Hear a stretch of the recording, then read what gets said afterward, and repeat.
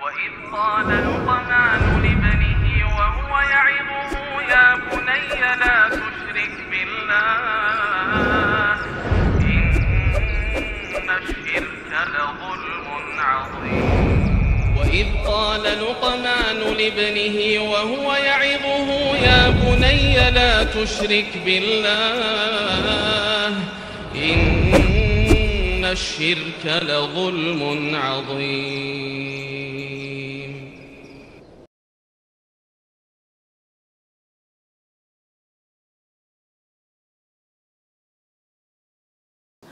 Ma hukmut tabanni fil Islam? Apa hukum mengangkat anak dalam Islam? Ya. Kan ini banyak terjadi ikhwah. Ya, ini sering terjadi di kalangan kaum muslimin. Ada lagi sebuah keyakinan kalau ada seorang sudah lama menikah tak punya anak, maka ambillah seorang anak angkat dari keluarga si laki-laki atau keluarga si perempuan, katanya untuk mancing. Insyaallah ya. Untuk mancing. Ikhwah rahimanallahu wa iyyakum. Anak itu bukan ikan yang harus dipancing-pancing. Gak ada hubungannya antara mengangkat anak dengan kesuburan seorang perempuan. Dan dalam ilmu medis juga tidak ada hubungannya. Kalau kita bicara masalah ilmu medis, seorang ingin program punya anak, ya mereka punya beberapa cara. Di antaranya kalau seandainya itu si perempuan kegemukan disuruh diet dulu misalnya. Ya.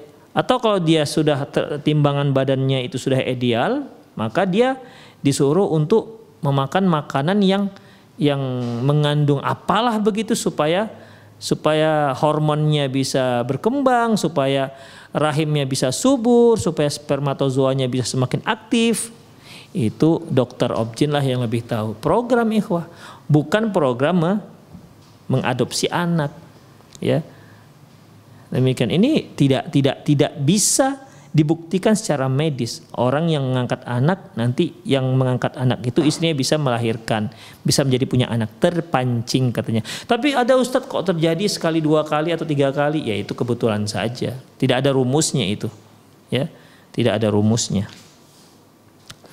Baik, demikian ikhwah rahimanallahu wa iyyakum, ya. Jadi apa hukumnya mengangkat anak? Ja'atin nusus musarrahatun binaskhi maka najaizan fil ibtida'il Islam min jawazid di'a'il abna al-ajanib humul ada'iyya.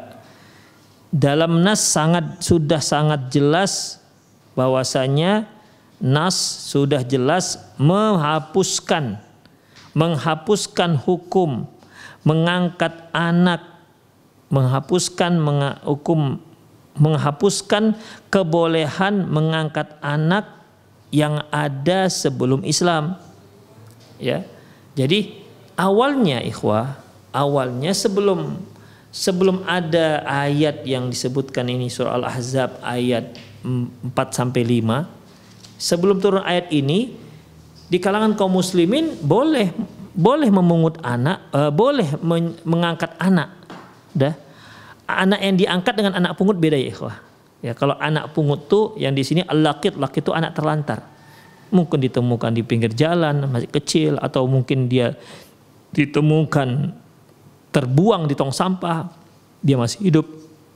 Itu namanya anak pungut. Tapi kalau anak angkat ini dia nggak dipungut, mungkin dia diambil dari seorang yang seorang yang miskin, atau mungkin diminta dari keluarga. Dilihatnya kakaknya punya anak sudah banyak, kak yang satu ini biar saya ya yang pelihara begitu, biar dengan saya dia hidupnya. Bisa saja seperti itu diangkat menjadi anak, ya, diangkat menjadi anak. Dan setelah diangkat jadi anak itu nanti binnya bin ayah angkatnya. Ini awalnya dibolehkan dalam Islam, ya. Ini awalnya dibolehkan dalam Islam. Demikian. Jadi binnya itu bin ayah angkat. Kalau anaknya bernama Zaid, ayah angkatnya bernama Muhammad, langsung dibolehkan awalnya Zaid bin Muhammad. Demikian. Anak angkatnya misalnya punya Atau dia pergi ke panti asuhan, ada anak yatim, orang tua sudah meninggal, kedua orang tua sudah meninggal, maka diadopsilah oleh seorang muslim. Atau dia dari kecil diadopsi oleh seorang muslim.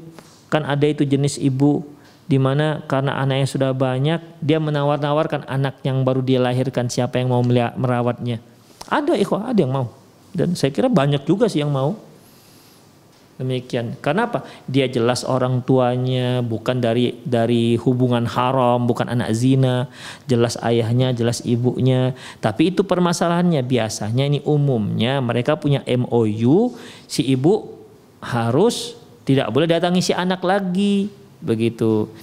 Dan ibu yang mengangkat anak ini akan merahasiakan siapa ibu kandungnya yang sebenarnya. Ini nggak dibolehkan dalam Islam, nggak boleh. Karena kan memutus tali silaturahmi. Ibu, anak, ayah, anak itu tidak bisa diputus. Suami istri bisa diputus, tapi anak, ibu, ayah itu nggak bisa diputus. Demikian. Kalau kita mengadopsi seorang anak, kemudian kita beri syarat si ibu nggak boleh lagi jenguk anaknya, si ayah nggak boleh lagi menjenguk anaknya. Udah hak ayah seperti barang yang sudah diberikan kepada orang lain, biar kamilah yang merawat dia ya. Kalau nengok-nengok dari jauh bolehlah, tidak masalah, tapi jangan datangi dan mengatakan aku adalah ayah kandung, tidak boleh. Demikian. Syarat seperti ini nggak dibolehkan dalam Islam, berdosa, termasuk dosa besar karena memutus tali silaturahmi. Dan itu sering terjadi ikhwah, ya, sering terjadi. Jadi ikhwah azinallahu iyyakum, dahulu dalam Islam dibolehkan, ya, dibolehkan. Diangkat seorang anak, seorang anak bayi masih orok misalnya, baru dilahirkan oleh ibunya, ya dari hasil hubungan yang halal misalnya, ayahnya tahu, ibunya tahu, kemudian diberikan, ayo oke. Ya, kalau yang seperti ini ikhwah banyak yang mau. Kemudian ya dirawatlah. Nanti karena anak kan kecil, dia nggak ngerti ini ayah kandung dia atau ayah angkat dia dirahasiakan. Akhirnya anak itu misalnya anaknya namanya Zainab misalnya, ayahnya namanya Zainab binti Zaid jadinya, padahal kan tidak ayah kandungnya. Kemudian yang mengaku sebagai ibu istri daripada si Zaid. Itu dibolehkan dalam Islam dulu. Binnya itu bin ayah angkat dibolehkan. Hingga akhirnya ikhwah turunlah ayat wal amru biraddi nasabihim ila abaihim fil haqiqah. Namun terakhir dihapuskanlah hukum kebolehan tersebut dan dikembalikan nasabnya ke ayah dia yang hakiki, ke ayah kandungnya. Itu dia, tidak boleh bin ayah angkat. Jadi kalau seorang mengangkat anak kemudian sekedar mengasuh, memenuhi kebutuhan sandang pangan papannya hanya di situ, tidak masalah. Atau bahasanya kita tepatkan orang tua asuh lah, bukan orang tua angkat, orang tua asuh. Ya, karena kalau orang tua angkat konotasinya nanti lebih daripada itu. Kemudian wahwa al-adlu wal qistu, ini merupakan keadilan dari Allah Subhanahu wa taala. Qala ta'ala wa ma ja'ala Allah li rajul min qalbaini fi jawfi. Allah tidak jadikan dalam diri satu orang ada dua hati dalam rongganya. Wa ma ja'ala azwajukum allati tudahiruna minhunna ummahatukum. Allah tidak jadikan istri-istri yang kamu zihar itu menjadi ibu-ibu kalian. Wa ma ja'ala ad'iyaakum abnaakum. Allah tidak jadikan anak angkat kalian itu menjadi anak kandung kalian. Dzalikum qaulukum bi afwahikum. Ini adalah ucapan-ucapan lisan kaliannya. Wallahu yaqul haq wa huwa yahdis sabil. Allah itu yang bicara yang benar, Allah berbicara yang benar dan dia memberikan petunjuk jalan. Ud'uuhum bi abaihim. Panggil mereka dengan ayah mereka. Demikian. Siapa ayahnya mereka? Ya ayah kandungnya. Huwa aqsatu indallah. Itu lebih adil di sisi Allah Subhanahu wa taala. Demikian ikhwah. Fa illam ta'lamu abaahum, kalau kalian tidak tahu siapa ayah kandungnya, yang mungkin dikarenakan anak pungut itu loh. Ketemu dia dengan anak ini di jalan, di tong sampah atau di manalah. Ya. Ud'uuhum bi abahim wa qasatu indallah. Fa illam ta'lamu abahum, kalau kalian enggak tahu siapa ayahnya ini. Dia sudah masih kecil lah dibuang, enggak tahu siapa ayahnya. Fa ikhwanukum fiddin, berarti dia adalah teman-temanmu seagama. Wa mawalikum, atau hamba sahayamu. Jadi di sini ikhwah rahimanallahu wa iyyakum, ya. Allah Subhanahu wa taala melarang seorang muslim menisbatkan anak angkatnya kepada dirinya. Demikian ikhwah. Akhrajal Bukhari wa Muslim fi sahihihima an Ibnu Umar radhiyallahu anhuma, dalam hadis yang diriwayatkan oleh Imam Bukhari dan Muslim dalam kitab sahih mereka berdua dari Abdullah bin Umar radhiyallahu anhuma, anna Zaid bin Harithah maula Rasulullah sallam ma kunna nad'u illa Zaid bin Muhammad. Bahwasanya Zaid bin Harithah dahulu, Zaid bin Harithah mantan hamba sahayanya Rasulullah, dahulu itu kami memanggil dia Zaid bin Muhammad. Hatta nazal Al-Quran, sampai turun Al-Quran, udu'uhum bi abahim wa qasatu indallah. Panggil dia dengan nama ayahnya, itu lebih adil di sisi Allah Subhanahu wa taala. Kisahnya ikhwah, ibunya Zaid bin Harithah, bari Harithah ayahnya. Ibunya Zaid membawa Zaid berkunjung ke suatu tempat. Ternyata ketika dia berada di situ, datang sekawanan tentara merampas tempat ini, termasuk si Zaid. Zaid menjadi barang rampasan. Kemudian Zaid dijual ke pasar Ukaz. Pasar Ukaz ini di kota Mekah. Ya.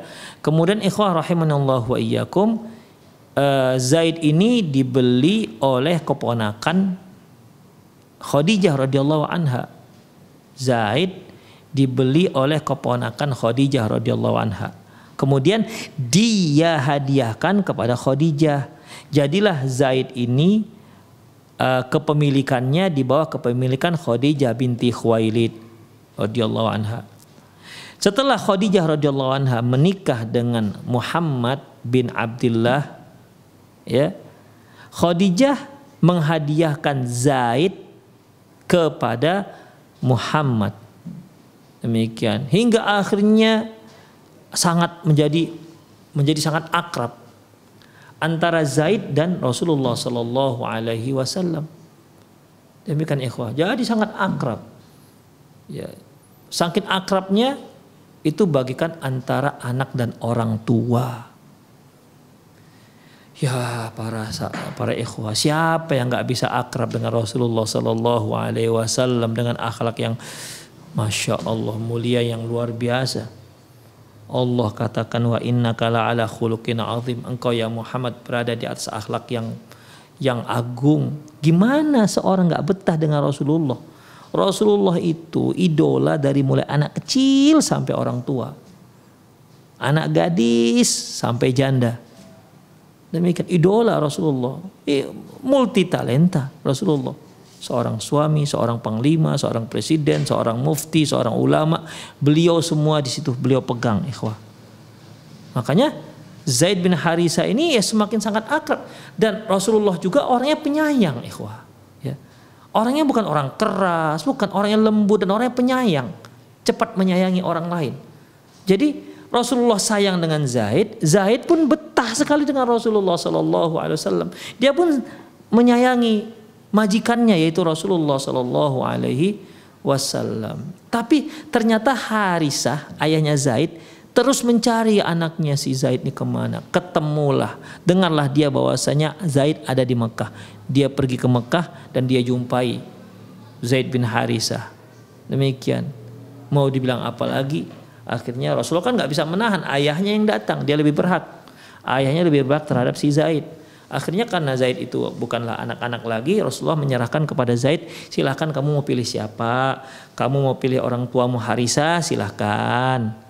Itu. Tapi kalau kamu mau pilih saya juga nggak apa-apa, silahkan, saya berterima, kata Rasulullah Sallallahu Alaihi Wasallam. Ternyata ikhwah, dia tak pilih orang tuanya, dia memilih Rasulullah Sallallahu Alaihi Wasallam. Lah, Masya Allah, Masya Allah, Subhanallah. Dia memilih Rasulullah ketimbang orang tuanya. Wah, saya kira jangankan Zaid, kita semua juga kalau disuruh pilih, mau pilih orang tua apa Rasulullah, ya Rasulullah, ya. Semua kita saya yakin lah itu. Demikian ikhwah. Ya. Pilihan yang tidak akan pernah rugi kalau pilihannya seperti itu. Akhirnya ayahnya Zaid, Harithah, gak bisa bilang apa-apa. Karena ternyata Zaid memilih Rasulullah Sallallahu Alaihi Wasallam. Tapi kan namanya juga orang tua ikhwah. Anaknya di perantauan. Kemudian menjadi hamba sahaya. Kan khawatir. Dia tadinya kan seorang yang merdeka. Akhirnya Rasulullah SAW pegang tangan Zaid, dia bawa ke Ka'bah dan dia umumkan bahwasanya Zaid merdeka dan dia angkat menjadi anaknya. Sejak itulah orang-orang Mekah mengatakan Zaid bin Muhammad. Melihat hal itu, Harisah anaknya Zaid, Harisah ayahnya Zaid mulailah lega. Ya, dia lega bahwasanya anaknya tidak akan terlantar karena dia anaknya sudah menjadi orang yang merdeka dan menjadi anak angkatnya Muhammad bin Abdullah. Demikian ikhwah, barulah pulang ayahnya.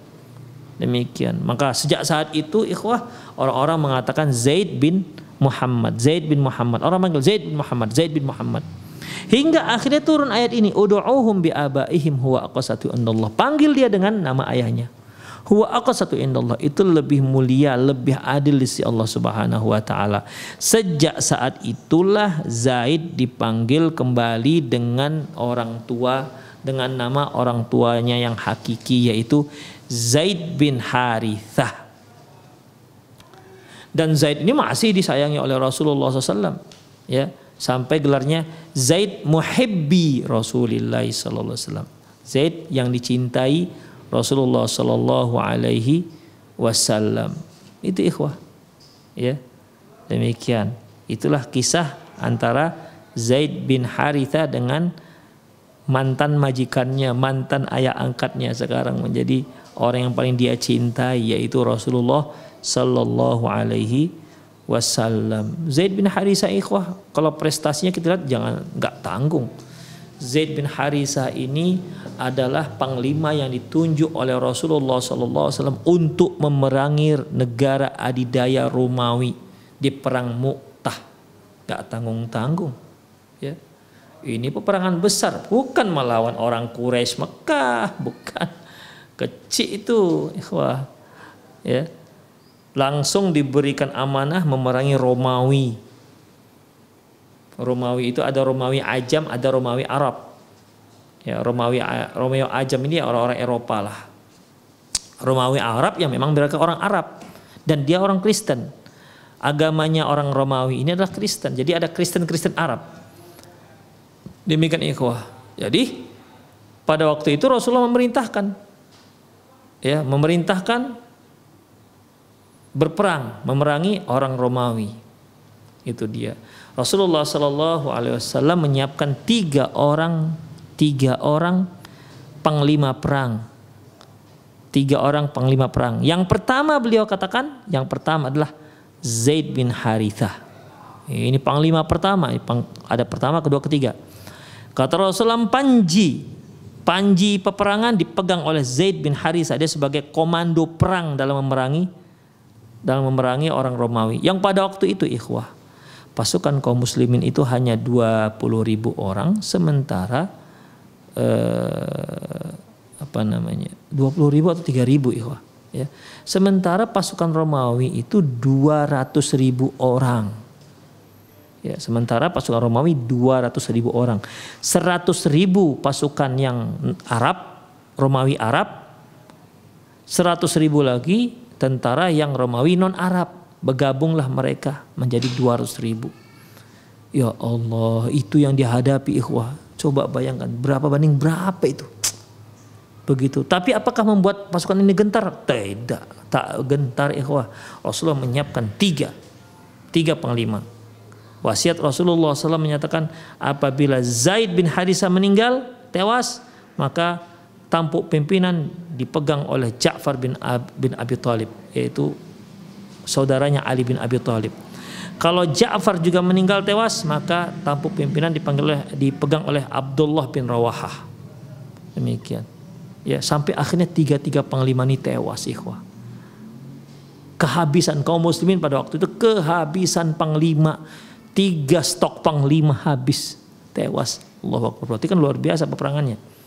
Hingga akhirnya ikhwah rahimanallahu wa iyyakum, diserahkanlah panji peperangan ini kepada Khalid bin Walid, Saifullah, pedangnya Allah. Dan memang pada waktu itu tidak salah angkat ke pasukan kaum muslimin, karena memang belum pernah ada sejarahnya pasukan Khalid bin Walid itu kalah dalam pertempuran, termasuk ketika bertempur melawan kaum muslimin yang waktu itu dia berada di pihak orang kufar Quraisy.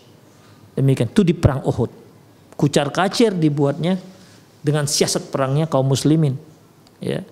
Demikian ikhwah. Karena dia bisa melihat peluang ikhwah. Dia bisa melihat peluang. Dia melihat di mana kekuatan musuhnya. Pada waktu itu kekuatan musuhnya itu kaum muslimin waktu itu berada di Jabal Rumat. Demikian. Dan yang Rasulullah katakan, kalian jangan tinggalkan gunung ini walaupun apa yang terjadi. Ternyata ditinggalkan. Disitulah dia lihat Khalid bin Walid dengan kecerdasan perangnya sudah melemah. Akhirnya diserang dari belakang. Itu ikhwah. Ya. Demikian akhirnya tampuk perangan pun dipegang oleh Khalid bin Walid, ya. Dan berakhirlah pertempuran tersebut dengan kaum muslimin pelan-pelan untuk menarik diri karena memang sudah letih. Demikian ikhwah, dengan siasat perangnya. Karena kalau memang betul-betul mundur nanti akan dikejar oleh pasukan kafir dan akan dibantai habis. Tapi dengan siasatnya pelan-pelan mundur, ya, sehingga dengan siasat perang pasukan kafir tidak berani mengejar karena dikira ini sebuah jebakan. Demikian ikhwah. Tapi waktu itu hanya beberapa orang saja kaum muslimin yang tewas. Sementara di pihak orang kafir itu banyak yang tewas. Demikian ikhwah, itulah kisah Zaid bin Harisah. Yang sebelumnya adalah Zaid bin Muhammad. Di mana Allah Subhanahu wa taala mengatakan menghapuskan, memansuhkan hukum. Tidak boleh anak angkat bin ayah angkat. Kembalikan kepada ayah kandungnya. Demikian ikhwah. Wa fi sahih Bukhari aidan min hadis Aisyah radhiyallahu anha qalat wa kana man tabanna rajulan fil jahiliyah da'an nas ilaihi. Dahulu barang siapa yang mengangkat seorang anak, maka anak tersebut akan dipanggil, dinisbatkan kepada ayah angkatnya. Wa warratha min mirathihi, dan juga ayah anak angkat juga mewarisi harta warisan ayahnya. Demikian juga sebaliknya. Kalau si anak angkat ini meninggal, maka ayah angkatnya mewarisi harta warisannya. Hatta anzalallah, sampai turunlah ayat ud'uuhum bi abaihim wa aqsatu indallah fa illam ta'lamu abaahum fa ikhwanukum fid dini wa mawalikum. Panggil dia dengan ayah kandungnya, ya, panggil dia dengan ayah kandungnya. Huwa aqsatu indallah, itu lebih adil di sisi Allah Subhanahu wa taala. Fa illam ta'lamu abaahum, kalau kalian tidak tahu siapa ayahnya, fa ikhwanukum fid din, udah berarti dia teman-teman kalian seagama, bukan kalian sekonyong-konyong menjadi ayah kandung dia, tidak bisa. Tidak ada penisbatan itu. Ya. Kemudian wa mawalikum, atau ya memang hamba-hamba saya kalian. Faraddu ila abaihim, maka sejak itu dikembalikanlah nasab itu kepada ayah kandung. Faman lam ya'lam lahu aba, yang enggak diketahui siapa ayahnya, kana maula, berarti dia dianggap sebagai maula, mantan hamba saya. Wa akhon fid din, atau saudara seagama. Wa huwa bitamami fil asli, wa huwa bitamami fil asli, dengan demikian sempurnalah dia kembalikan kepada asal. Wal yantadhir wal yanzur wa alaihi fala yajuzu mislam hadzal tabanni. Falyanzur wa alaihi fala yajuzu misla hadzal tabanni alladhi yanzilu tabanni bi manzilah al ibn min kulli wajhin. Oleh karena itu falyanzur alaihi, oleh karena itu orang yang mengangkat anak hendaklah dia perhatikan. Tidak boleh dia mengangkat anak lantas dia jadikan anak angkat itu seperti anak kandung sendiri dari semua sisi. Kalau dia menyayanginya seperti sayang anak kandung, oke, tidak masalah, ya, tidak masalah. Tapi dari semua sisi nggak dibenarkan. Min kulli wajhin fil khalwah, seperti berkhalwat. Ibu angkat berkhalwat dengan anak angkat berdua-duaan, ya nggak bisa. Walaupun dia pungut ini anak, dia adopsi anak sejak bayi dia adopsi, begitu ikhwah. Ya, sebenarnya ada jalan keluarnya. Misalnya anak yang kecil ini yang diadopsi dia ini coba disusui dengan adiknya. Kalau adik si istri ini sedang menyusui, maka si ibu yang memungut ini, yang mengangkat anak ini akan menjadi bibi susuan. Suaminya menjadi jadi bibi susuan ikhwah. Ya, jangan demikian bisa menjadi mahram bagi si ibu. Tapi kalau enggak ikhwah, besarlah anak ini, maka enggak boleh dua-duaan antara anak angkat yang laki-laki dengan ibunya. Atau anak angkatnya perempuan. Enggak boleh dua-duaan ketika dia sudah besar antara anak angkat perempuan dengan bapak angkatnya. Enggak boleh. Tapi kan enggak ada perasaan apa-apa. Itu bukan masalah perasaan, enggak ada perasaan. Itu masalah, yaitu masalah tidak dibenarkan berkhalwat. Demikian ikhwah. La yakhluwanna rajul bi imratin illa thalithuhum syaitan. Tidaklah berdua-duaan seorang wanita dengan pria, maksudnya yang bukan mahramnya, kecuali yang ketiganya syaitan. Jadi ayah angkat ini tidak boleh berdua-duaan berkhalwat dengan anak angkatnya yang perempuan karena dia bukan mahramnya. Demikian, karena anak angkat perempuan ini bukan mahramnya dia dan dia juga bukan mahram anak angkat tersebut. Seperti apa lagi ikhwah? Fil khalwah bil maharim wal irth, demikian juga warisan. Ayah angkat tidak mendapat warisan apapun dari harta anak angkatnya. Sebaliknya anak angkat juga kalau ayah angkat yang meninggal, dia tak mendapatkan warisan apapun dari ayah angkatnya. Demikian ikhwah rahimanallahu wa iyyakum. Karena kan warisan itu ada sebab, seperti yang telah kita singgung kemarin bahwasanya kalau sebabnya itu seperti ada kerabat. Anak angkat kan nggak ada kerabat. Ini mirip seperti anak yang dipungut kemarin ikhwah. Ya. Anak angkat juga mirip. Sama pun, ya sama. Dibilang kerabat tidak. Dibilang, ya ini kalau anak angkatnya nggak kerabat ya. Kemudian dibilang hubungan pernikahan juga enggak. Demikian. Mantan hamba sahaya juga enggak. Jadi tidak ada faktor yang membuat mereka menjadi saling waris mewarisi. Walaupun sebelum datangnya turunnya ayat ini mereka saling mewarisi dalam Islam, dan itu dibolehkan. Namun sudah dimansuhkan hukumnya setelah datangnya turunnya surat Al-Ahzab ayat 4 sampai 5. 4 dan 5. Lakin hadza la yamna min qauli rajuli li waladihi li ghairi ya bunayya ala sabil tahabbub. Hanya saja bukan berarti tidak boleh seorang ayah angkat memanggil anak angkatnya dengan ya bunayya. Boleh ikhwah. Ya. Ini panggilan kecintaan, panggilan sayang. Jadi ketika dia memanggil anak angkatnya ini, dia tahu itu bukan anak kandung dia. Tapi sebagai sayang. Makanya ikhwah, kalau dari sisi sayang dia menyayangi anak angkat seperti anak kandung, gak masalah. Tapi kalau dia mengangkat anak kemudian akhirnya saling mewarisi, akhirnya menjadi mahram, akhirnya menjadi wali pernikahan, itu gak dibolehkan. Ya, gak dibolehkan. Kalau dia yang menikahkan anak angkatnya, ada anak angkatnya perempuan, kemudian menikah, yang menikahkan adalah ayah angkatnya, dia ayah angkat sebagai wali, gak sah pernikahannya. Ya, pernikahannya tidak sah. Tapi kalau dia karena sayangnya seperti anak kandungnya, boleh, nggak masalah. Kemudian kalau dia katakan ya bunayya, wahai ananda, wahai anakku, nggak masalah, ini panggilan kesayangan. Dia juga manggil ayahnya ya abi, wahai ayahku, nggak masalah juga ikhwah. Ini panggilan kesayangan. Yang jelas binnya jangan bin dia. Ya saya kira sama seperti sekarang lah ikhwah. Kalau di Indonesia ini apalagi. Di Indonesia ini kalau kita memanggil seseorang itu terkadang tujuannya untuk membiasakan orang lain, seperti ini. Ya, seperti ini. Saya memanggil anak saya yang paling sulung, saya panggil kakak. Saya panggil kakak. Itu bukan anak saya, kan bukan kakak saya. Kakak saya itu ya kakak satu ayah itu ibu. Anak saya kan bukan kakak saya. Tapi karena agar adik-adiknya ikut memanggil kakak, maka saat kitalah orang tua pertama memanggil kakak. Kita dengan istri misalnya, kita memanggil apa ini? Anak kita memanggil apa? Manggil mama, papa, papi, mami, apa ini? Manggil umi, ya, manggil umi misalnya. Maka untuk membiasakan si anak manggil ibunya dengan sebutan yang kita inginkan, seperti kita panggil umi. Supaya anak kita manggil istri kita umi, maka kita panggil istri kita umi. Umi itu kan artinya ibuku.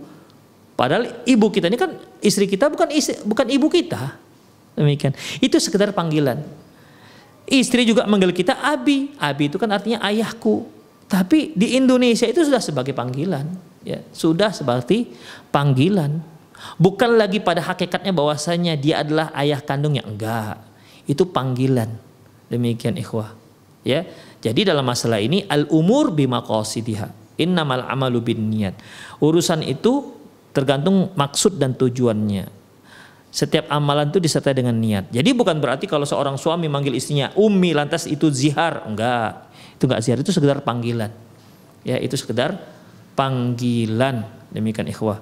Kita panggil ibu kita, kita panggil nenek. Maksudnya apa? Supaya anak kita manggil nenek, kita manggil ibu kita misalnya Mbah Putri misalnya. Ya, Mbah Putri, supaya anak kita nanti manggil Mbah Uti gitu. Kita panggil ayah kita Mbah Akung, padahal sebelum punya anak, kita panggil bapak, kita panggil ayah. Tapi ketika kita punya anak, kita ubah panggilan kita menjadi Mbah Putri, Mbah Akung, kakek, nenek, opa, oma. Demikian. Itu untuk mengajarkan panggilan, nggak ada masalah ikhwah. Ya, nggak ada masalah. Ya, demikian ikhwah. Nah, di sini juga disebutkan la yamna min qauli rajuli liwaladi ghairihi ya bunayya ala sabili tahabbub wa takrim. Bukan berarti terlarang kalau seorang laki-laki memanggil anak orang lain dengan panggilan ya bunayya, wahai ananda, wahai anakku. Itu panggilan menunjukkan kasih sayang dan pemuliaan kepada si anak. Fahada mustahab, ini disunnahkan. Ya. Wadzalikal mahdhur mamnu. Wadzaka mahdhurun mamnu. Adapun yang tadi yang menisbatkan si anak angkat dengan dia binnya bin ayah angkat, atau berkhalwat dengan anak angkat, atau mewariskan harta anak angkat, atau anak angkat mewarisi harta ayah angkatnya, itu terlarang. Tapi sekedar panggilan nggak ada masalah ikhwah.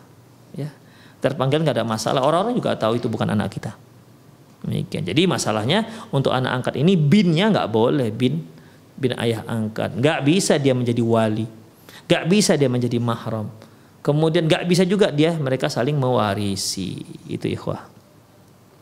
Ya. Fala yajuzu ayunsab multaqit al-laqit ilaihi. Nggak boleh dinisbatkan anak yang dipungut kepada orang yang memungutnya. Wa yusammihi bi ismihi, kemudian dinamakan dia dengan namanya, maksudnya penisbatannya ya, binnya. Wa yu'amiluhu mu'amalata waladihi, dan dia bermuamalah sebagaimana muamalah dia dengan anaknya. Ya kan nggak bisa.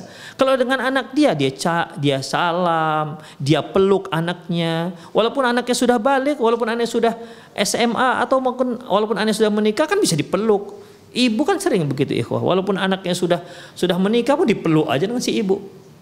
Demikian. Ya, nggak peduli si ibu, ini anak aku, walaupun sudah dewasa kan, walaupun si anak sudah punya anak, dipeluk aja kan si ibu. Tapi ini kan anak kandung, anak angkat nggak boleh karena dia bukan mahram. Nggak bisa diperlakukan sebagaimana perlakuan kita kepada anak kandung. Itu ikhwah. Kama huwa al-muttabi' fi ayyamina hadhi, sebagaimana yang banyak dilakukan oleh orang-orang di zaman kita sekarang, memperlakukan anak angkat persis seperti anak kandung sendiri. Ya, nggak dibolehkan, harus dibedakan. Wa inna ma'alai ayunsab ila abihi, seharusnya dia menisbatkan anak tersebut, menasabkan anak tersebut kepada ayah kandungnya. Idza alimahu, kalau memang diketahui ayah kandungnya, nisbatkan. Ya kalau masih ada ayah kandungnya jangan diputus. Seperti yang kita katakan di awal, nggak boleh mereka buat syarat kamu ayahnya nggak boleh nengok-nengok anaknya, nggak boleh, haram hukumnya, memutus tali silaturahmi. Hendaklah si anak angkat ini tetap itu ayahmu, coba jenguk ayahmu, ini bawalah nih oleh-oleh kepada ayah angkat, kepada ayah kandungmu, itu ayah kandungmu, begitu tetap nggak boleh diputus. Fa illam ya'lamu abahu, kalau enggak diketahui si ayahnya siapa, qala fulan maula fulan, maka boleh dikatakan fulan maula fulan, au akhu fulan, atau saudara si fulan, kama fa'alan Nabi SAW ma'a Zaid bin Harisah, sebagaimana yang dilakukan oleh Nabi SAW kepada Zaid bin Harisah, lamma nazala tahrimin tabanni, setelah turunnya haramnya mengangkat anak, haitsu qala lahu, beliau mengatakan kepada Zaid bin Harisah, anta akhuna wa maulana, engkau adalah saudara kami dan mantan hamba sahaya kami. Wallahu a'lam bishawab. Jadi ikhwah rahimanallahu yakum, intinya dikit aja. Bukan tak boleh mengangkat anak, boleh mengambil anak sebagai anak angkat, tetapi ingat di situ hanya sebatas sebagai ayah asuh. Tidak, penisbatan tidak boleh dinisbatkan kepada ayah angkat. Karena menisbatkan diri kepada orang yang bukan ayah itu termasuk dosa besar. Rasulullah menyebutkan dengan istilah min afrofiro, termasuk dosa dusta yang terbesar. Bahkan dalam sebuah hadis disebutkan kufur, orang yang mengatakan seseorang itu ayahnya padahal dia tahu itu bukan ayahnya, maka dia kafir. Sampai seperti itu ikhwah, ini dosa besar. Menisbatkan seseorang kepada yang bukan ayahnya, ya itu dosa besar, nggak dibolehkan. Demikian, ya. Demikian juga halnya warisan juga tidak, dan seterusnya sebagaimana telah kita katakan tadi. Jadi kalau sekedar dia diberi nafkah, ya, sementara diberi kebutuhan sandang pangan papan dipenuhi, maka tak apa-apa, ya. Sama artinya dia sedang kalau dia memang tidak ada ayahnya, ya dianggap dia sebagai kafil yatim, sebagai orang yang mengurus anak yatim, yang kata Rasulullah, ana wa kafil yatim kahatan yaumal qiyamah. Aku dan orang yang mengasuh anak yatim begini nanti di hari kiamat, dekat. Demikian ikhwah. Ya, semua kita kepingin dekat dengan Rasulullah sallallahu alaihi wasallam. Demikian ikhwah.